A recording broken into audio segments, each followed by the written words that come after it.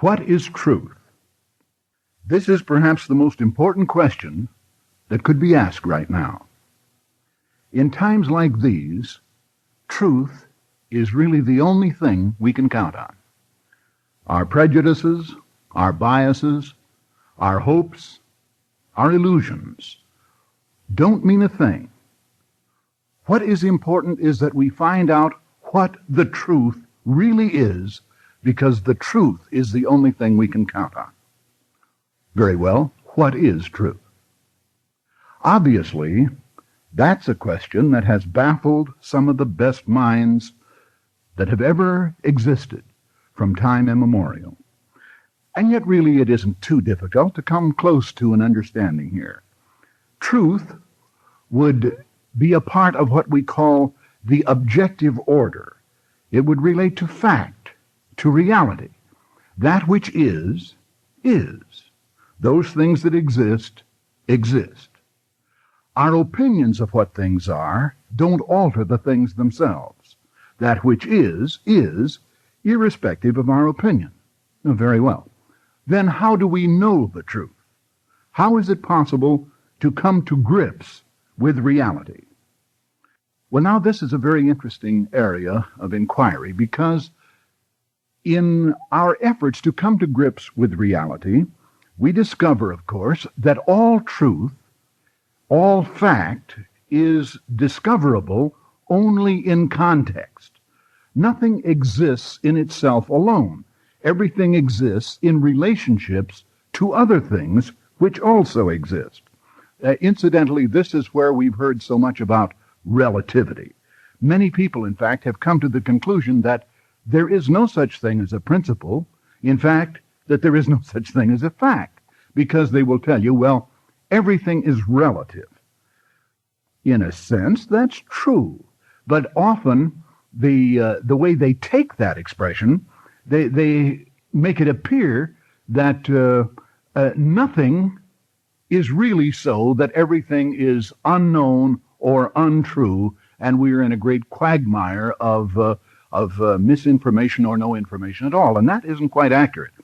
What we actually have is a great many facts that do exist. Reality is.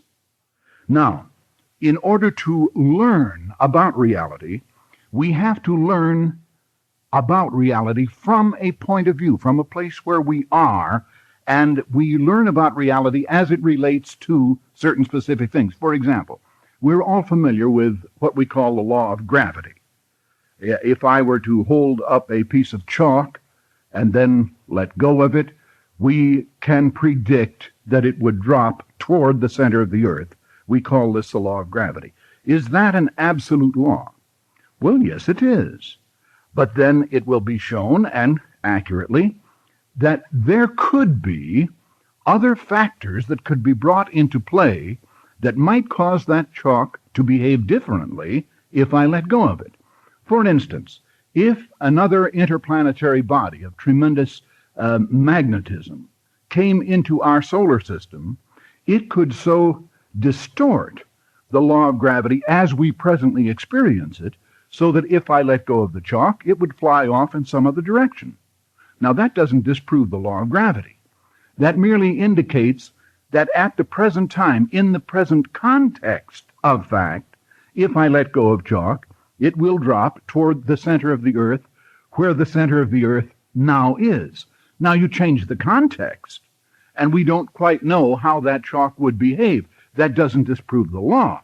That merely specifies that the working of the law, the evidences that we get of the working of the law, is dependent upon the context in which these facts appear. So we can know truth, but we always know truth within a context in which other truths also appear. We don't know any one truth absolutely. We know many truths as they relate to each other and as we relate to them. How do we discover truth? Well, what we try to do is we try to find the principles that tell us what a given thing is and how it behaves.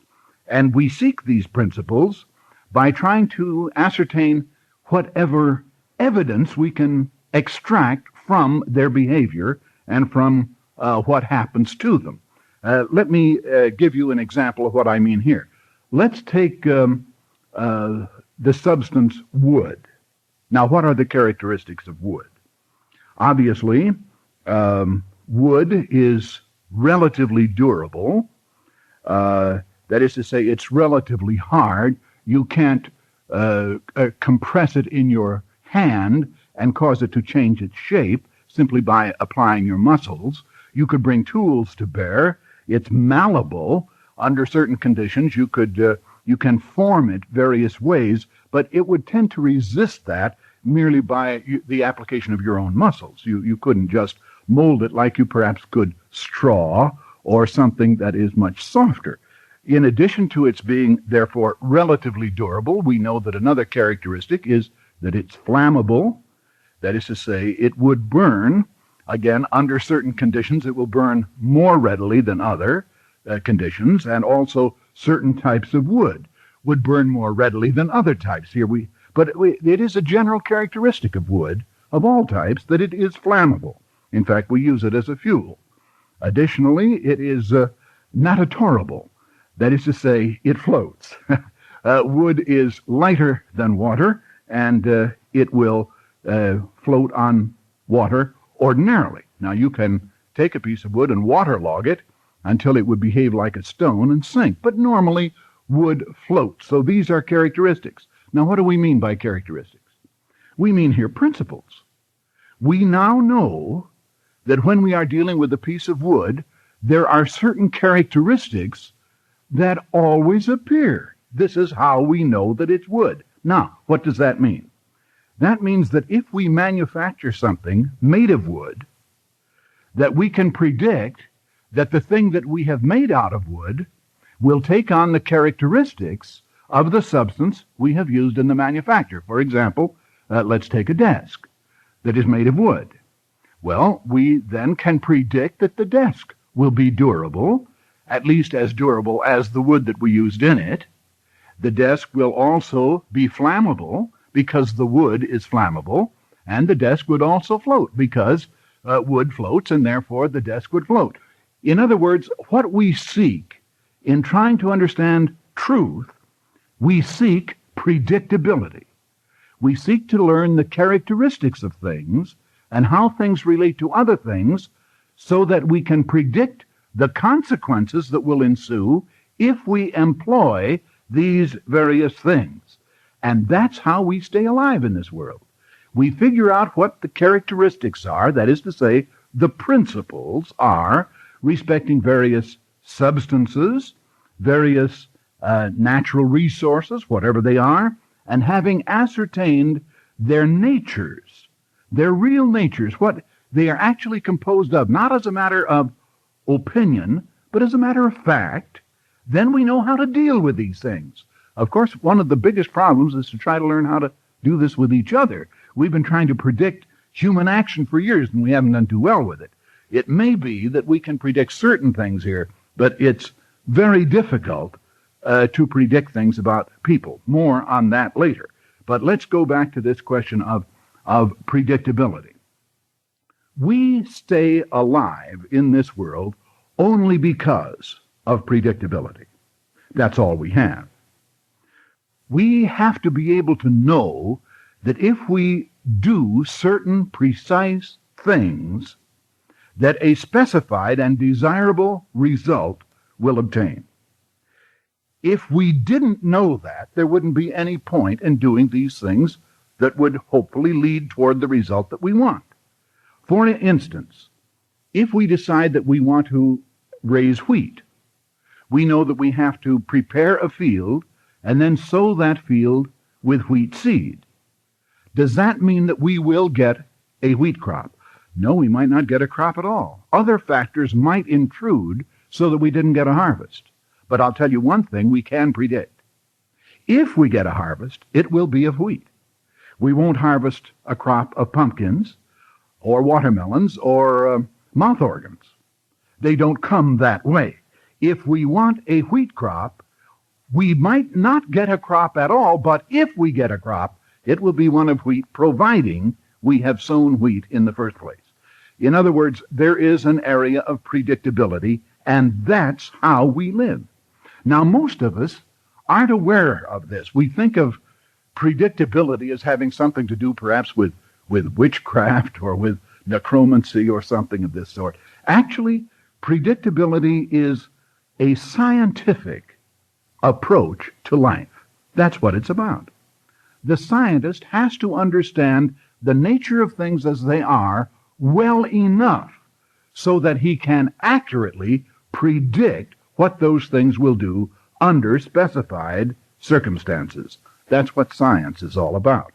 And that's what we try to do in order to understand how to put the pieces together to come up with the kind of things that we want. We have to understand their natures. In other words, we have to know the truth about them. That's what we're trying to find out. Now, there are only two ways in which we can learn this. One is we try to locate predictability, and when we discover that if we put A and B together, we always get C, then we know that C is predictable on the basis of A and B coming together in a certain prescribed way under controlled conditions. This is what we try to do. But there's another factor here too. It isn't sufficient that I am able to do this. In other words, I might come before you and say, look, I have discovered that by putting A and B together and then adding a pinch of W, I get X. And you say to me, well, that's wonderful. Let me do it. And I say, oh, I'm sorry, it doesn't work for you. It only works for me. Now, when I say that, you know I'm not talking about truth. I'm talking about magic. If I'm the only one that can do it, well, there's something here that doesn't quite meet the eye. If it really is truth, anyone can do it. The truth is not a respecter of persons. It exists by itself. It is independent of human judgment. It just works. It is. It is a part of reality. And this is the nature of all principles. Men do not devise principles. They don't invent them. They discover them. And these principles work for everybody, irrespective of race, creed, color, belief, opinion, or value system. It doesn't make any difference. That's the nature of principle, and that's the nature of fact. So when we come into this world, that's what we try to do. We try to figure out what the nature of the world is, and we do it by trying to discover the principles, that is to say, the characteristics that relate to various things and to various actions that we take with things. And then once we think we've found a principle, well, then we bring other people in and we say, hey, we did it this way, now you do it, and see if it comes out for you the same as it did for us. And if it does, then we know we've got something. Now, if it keeps changing, then we have non-predictability, and then we don't have a principle, and then we don't know quite what to do. For instance, imagine what kind of a world this would be if you couldn't predict. Suppose you walked into a room and there was a little light switch there, and when you flicked it, you naturally assumed that the lights would come on. But on Wednesday, when you flick it, bananas drop from the ceiling. And then on Thursday, when you flick it, the symphony music comes out of it. And then on Friday, when you flick it, the lights come on. How often would you flick it? Well, you wouldn't know what you'd get. And so it would make you uneasy. We would call that an unstable situation. You don't know what you're getting. And so you wouldn't tend to rely on that. Now, the same would apply to your automobile. Say that you have an automobile, and you have various levers and devices on it to make it go, stop, turn, etc. Supposing, now there's a foot pedal down there that we call the brake. Supposing that on Monday when you press it, the car stops. But on Tuesday when you press it, the car turns right. On Wednesday when you press it, the car backs up. And then on Thursday when you press it, the engine is killed, and on Friday the motor blows up. All from activating the same mechanism. Well, how long would you drive that car? after you discovered that you couldn't predict what it was going to do, and every time you applied a particular action, you got a different result, that car would frighten you. And rightly so. You couldn't depend on it. This is exactly what we run into with the things of this world. We try to find out what they will do so we can rely on them. So we know unerringly that if we do certain things in certain ways, we get a predictable result. We have to. How would you like to, for example, buy an automobile that had been put together by men who went to work when they felt like it and did whatever they wanted to do in connection with building the automobile? How would you feel about such a vehicle? I imagine it would make you nervous. It would make me nervous, I don't mind telling you. If I'm going to buy an automobile, I want it to have been very carefully engineered so that when the engineers say to me, this is the way this works, that when I do it that way, it works exactly the way they say it did. And if it doesn't, then that vehicle would begin to make me nervous. All right. This is what we try to do.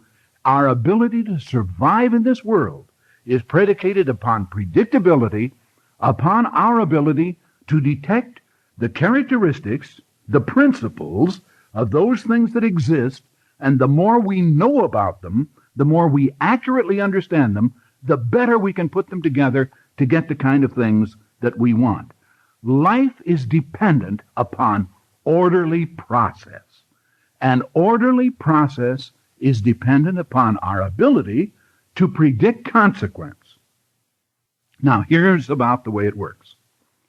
When a human being is born, he's a little helpless infant born, as I think I've already expressed it, tabula rasa. This is the expression that John Locke used, indicating that man is born a blank slate. He doesn't know anything. And the infant begins by using his perceptive abilities with these sense organs that he has. He reaches out into the world, and he comes in contact with reality this way. He identifies and classifies the various phenomena that he's in contact with. Then he selects these things that are meaningful to him. And here is one interesting thing that we ought to keep in mind about our own species. We have a fascinating thing here that we do. We reach out with our minds through our sense organs, and we identify and classify the various phenomena that we're in touch with, and then we associate every one of those things to us. That is, we associate things to each other. The infant, perhaps in his crib, will have several toys, and he will begin associating those toys together. He will realize finally that they are part of the same genre. They belong to the same order of things. They're little devices for him to play with. And so he'll tend to classify them together. But that's not what I mean. When he makes an association, he associates everything that he is aware with himself, because he infers a significance in that thing as so far as it relates to him. If he cannot detect a significance, then he will stop selecting it. If it has no meaning to him, he puts it aside and presently dismisses it and has nothing further to do with it. Everything that he is aware of and continues to be aware of is somehow associated to him personally. You and I are egocentric. We operate within ourselves with a gigantic I. In fact, we can't even think a thought without beginning by thinking I. We are individuals. This is one of the prime characteristics of man. And as an individual, everything that exists in my world is something that is associated to me in some way. I am aware of it. It has meaning. I infer significance to it. If I can't find any such significance, I dismiss it. It is no longer of importance. So I live in a world that is comprised of those things that I have selected because I am able to infer a meaning to me The meaning could be pleasant, it could be unpleasant, but I am aware of it because it impinges upon my life, upon my sense of satisfaction, or upon something that has to do with me personally. My world is a very personal place. It all rotates about me. Everything that I know about is in orbit about me. I am the center of my world, and that's the way we all work. We are egocentric. We operate that way. So, now after we have made this association, and I'm still going back now to the infant. The infant has begun by perceiving, identifying, classifying, and selecting various things. Now he associates these things with himself. And once he forms this association, then he begins to make a decision. He begins to form an opinion. In other words, he adds up the total of all of these various things that he's now aware of, and it is as though he said to himself, well, I'll be darned. That means that the world I'm in adds up to this, this, this, and this, and that's what it's about. Even as a tiny infant, that's what he's beginning to do, because he is trying to find security, predictability. He's trying to understand the nature of the world that he's in. If you've ever watched a tiny infant, you perhaps have sometimes seen such an infant take his thumb or maybe a toe and pop it into his mouth. And usually when you see that happen, you'll see a calm, beatific smile spread over the infant's face, and you say, what in the world does he find that's so satisfying in the taste of his thumb or the taste of his toe? It can't possibly taste that good. It isn't the taste that satisfies the child here. It's the sense of predictability. You see, to begin with, the child doesn't even know the legs and the arms are his. They're just there in the crib with him, like so many other toys. But he finds that he can control these. Absolutely. They work with precision. When he uses certain muscles, he gets a specific result. So he begins practicing with this, and finally he gets his thumb in his mouth, and he tries it again, and it works again. He keeps doing this, and pretty soon he has a big smile on his face, because now the world makes sense. He's got it figured out. He can predict, and he feels comfortable. He feels safe, secure. That's why he smiles. In other words, now he forms an opinion. The opinion is, I now know how this part of the world works. That's an opinion. Now, here's another area where he might form an opinion. There's a woman that keeps coming in and doing things to him, or for him. And usually he discovers that whenever he vocalizes, she comes in. Marvelous. This is a cause-effect relationship, and he's looking for these because he's got to know how the world works. So he vocalizes, and in she comes. It is a very simple thing, then, for him to conclude and formulate an opinion here that his voice controls her. So anytime he wants something, he vocalizes, in she comes obediently. Marvelous. The world is now, he's got a fence around it, and he's got a corner on it. He knows how to run things. And then what happens? He vocalizes one day, and she doesn't come in. His whole sense of predictability is smashed. His world is coming apart. He probably now screams in order to bring her in. But if she's not within earshot, she doesn't come. This is a fantastic emotional trauma for the child to face, because he has been building his world on predictability, and now all of a sudden what he was sure he had figured out doesn't work that way at all. What he didn't know, you see, was that he thought he had a principle, but all he had was a probability. If it was a principle, then she would have to come when he called. But actually, his voice doesn't control her. He learns this to his sorrow. His voice influences her, but it doesn't control. And that's the difference between a principle and a probability. As a matter of fact, as he continues to grow, what begins as a probability becomes increasingly improbable. And if he keeps on exercising his voice, it becomes predictable that she will positively go the other way when she hears it.